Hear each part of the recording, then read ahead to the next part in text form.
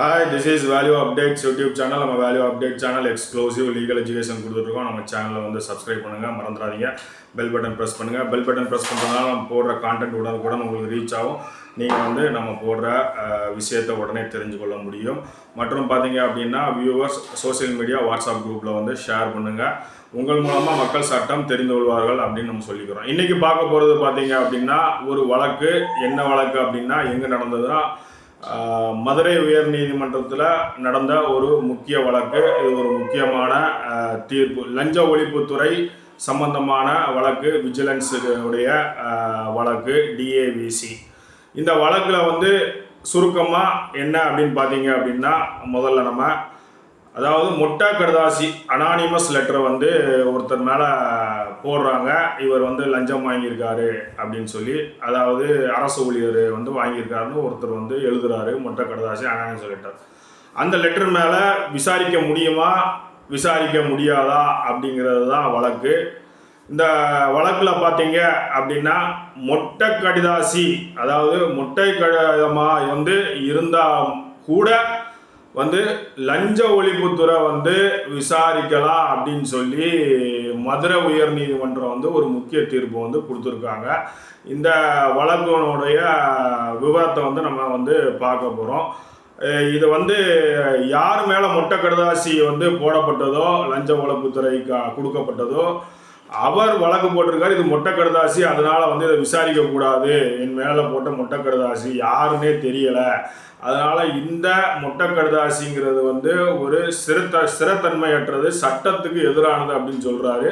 ஆனாலுமே வந்து மதுரை உயர் நீதிமன்றம் வந்து என்ன சொல்லுது அப்படின்னு பார்க்கும்பொழுது விசாரிக்கலாம் அப்படின்னு சொல்லுது. எதை வச்சு விசாரிக்கலாம்னு சொல்லுது அப்படின்னு பார்க்கும்பொழுது நம்ம இந்த வழக்கில் அரசு ஊழியருக்கு வந்து எதிரான பேரில் அனானிமஸ் லெட்டர், அதாவது மொட்டை கடுதாசி மூலம் ஊழல் குற்றச்சாட்டு வந்தாலும் அதை வந்து நேரடியாக நிராகரிக்க வேண்டியது அவசியம் இல்லை அப்படின்னு வந்து சொல்லுது மதுரை உயர் நீதிமன்றம்.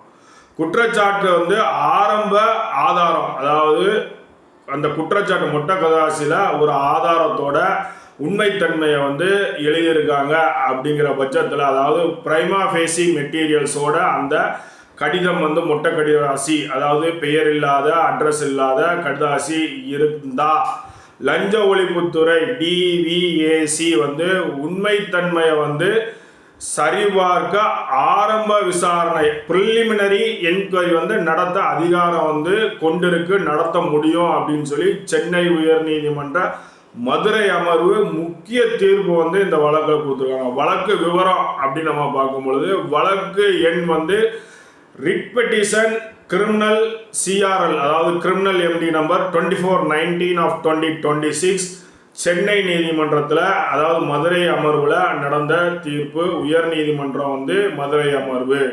நீதிபதி யாருன்னு பார்த்தீங்கன்னா மாண்புமிகு நீதியரசர் புகழேந்தி வந்து இந்த தீர்ப்பை வழங்கியிருக்காரு. என்னைக்கு அப்படின்னு பார்க்கும்போது 25/6/2026 சமீபத்திய தீர்ப்பு. வழக்குடைய பின்னணி என்ன அப்படின்னு நம்ம வந்து பார்க்கும் பொழுது, திண்டுக்கல் மாவட்டம் தொழிலாளர் நலத்துறையில் இணை ஆணையராக வந்து பணியாற்றியவர் வந்து மனுதாரர், வழக்கு போட்டவர் அவர் மேலே தான் மொட்டை கடுதாசி வந்து போடப்பட்டிருக்கு. அவர் தான் வந்து இந்த மொட்டை கடுதாசி மூலமாக வந்து விஜிலன்ஸ் விசாரிப்பது தவறு அப்படின்னு சொல்லி அது செல்லுபடியாகாதுன்னு சொல்லி இந்த ரிட் பெட்டிஷனை தாக்கல் செய்கிறார்.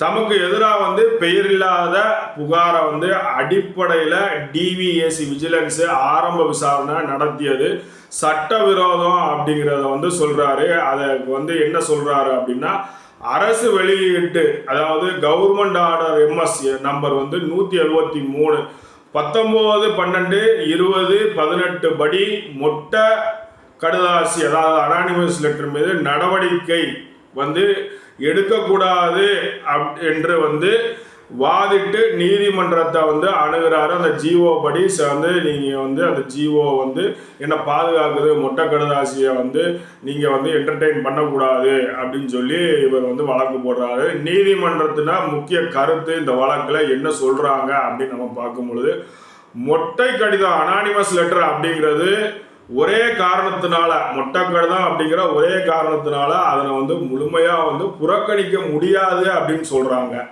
குற்றச்சாட்டில் சரிபார்க்கக்கூடிய தகவல் மற்றும் பார்த்தீங்கன்னா ஆரம்ப ஆதாரங்கள் இருந்தால் ப்ரிலிமினரி மெட்டீரியல் அதாவது எவிடன்ஸ் இருந்தால் அவற்றை வந்து டிவிஏசி அதாவது விஜிலன்ஸ் வந்து உண்மைத்தன்மையை ஆய்வு செய்ய அதிகாரம் பெற்றிருக்கு அப்படின்னு வந்து சொல்கிறாங்க நீதிபதிகள். டிவிஎஸ்சி விஜிலன்ஸ் வந்து முக்கிய கடமைகளில் ஒன்று வந்து பார்த்தீங்கன்னா அரசு ஊழியர்களிடையே நடைபெறும் ஊழல், லஞ்சம் மற்றும் முறைகேடுகளை குறித்து உளவு தகவலை சேகரித்து சரிபார்ப்பது தான் அவங்களுடைய விஜிலன்ஸுடைய வேலை அப்படின்னு சொல்கிறாங்க. இதை கவர்மெண்ட் ஆர்டர் சொல்கிறாரு அவர் பெட்டிஷனர். கவர்மெண்ட் ஆர்டர் நம்பர் 173 உள்ள வழிகாட்டுதல்கள் வந்து கட்டாயமானவ மேண்டட்டரி கிடையாது அப்படின்னு சொல்லிட்டாங்க நீதிபதிகள், உயர் நீதிமன்ற நீதிபதிகள். அவ வந்து வழிகாட்டும் தன்மை அதாவது ரெக்கமெண்டரி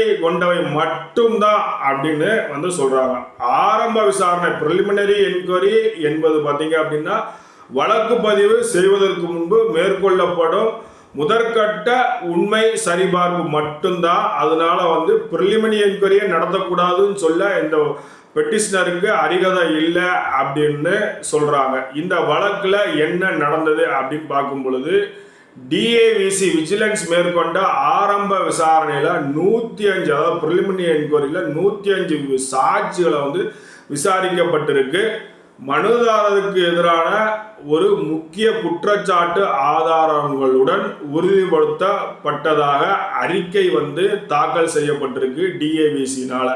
இதன் அடிப்படையில் துறை ரீதியான அவர் வந்து வேலை பார்க்கும் அரசாங்க துறை ரீதியான ஒழுங்கு நடவடிக்கை டிபார்ட்மெண்டல் ப்ரொசீடிங்ஸ் சொல்லுவாங்க, அதை வந்து மேற்கொள்ள பரிந்துரைக்க வந்து பட்டிருக்கு. இந்த வழக்கில் உயர் நீதிமன்றம் வந்து இதை வந்து செஞ்சிருக்காங்க. நீதிமன்றத்துடைய இறுதி தீர்ப்பு என்ன அப்படின்னு சொல்லி நம்ம பார்க்கும்போது இந்த வழக்கில் இந்த ரிட் பெட்டிஷனில் நீதிமன்றம் வந்து மனுவை தள்ளுபடி செய்து எந்த மனுவை யாருக்கு எதிராக மொட்டை கடுதாசி போடப்பட்டதோ அவர் அந்த மொட்டை கடுதாசி வந்து சரியானது இல்லை அப்படின்னு சொல்லி வழக்கு போட்டிருந்தாரு. அந்த வழக்கை வந்து நீதிமன்றம் வந்து அந்த மனுவை அந்த ரிட் பெட்டிஷனை வந்து தள்ளுபடி செய்கிறாங்க.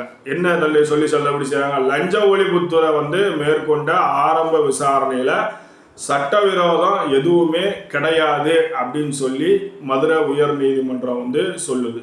அடுத்து அரசு துறைகள் மற்றும் டிவிஏசி அதாவது விஜிலன்ஸ் துறை மேற்கொண்ட நடவடிக்கைகள் வந்து சட்டப்படி செல்லுபடியாகும் அப்படின்னு வந்து தீர்ப்புல எழுதுறாங்க.